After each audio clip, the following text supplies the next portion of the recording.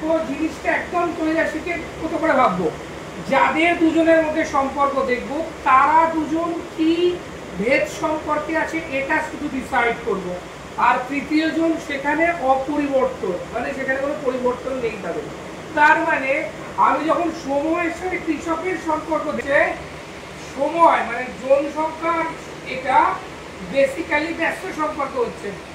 ব্যস্ত সম্পর্ক কি হচ্ছে না, সময় এটাকে যদি ধ্রুবক রাখি, আমি জমিটাকে যদি আমি ধ্রুবক রাখি, তাহলে কৃষক আর সময় মানে সোজা কথা এই ঘরটা রং করতে আমি দুজনকে পাঠালাম, সে 10 দিন সময় নিল, 5 জনকে পাঠালাম, সে 2 দিনে করে চলে গেল। তার মানে জমির পরিমাণটা যদি এক রাখি, কৃষক আর সময় এই দুটো কিন্তু ব্যস্ত সম্পর্ক আছে।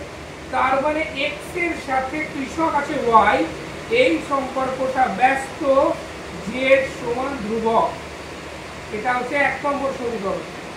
আবার সময়ের সাথে জমি, যত বেশি ধরো 10 জন কৃষক কাজ করছে, আমি জানি না কতজন, আমি ধরলাম 10 জন কাজ করছে, তাহলে 10 জন কৃষককে তুমি যত সময় দেবে সে তত বেশি জমি চাষ করতে থাকবে।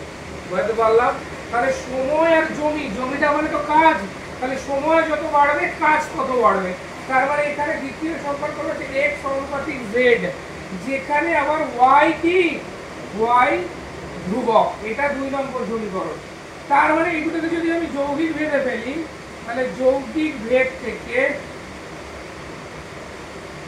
x সমানুপাতিক z ইন্টু 1/y, তার মানে x সমানুপাতিক kz/y, এইটা ছিল আমার মেন ইকুয়েশন।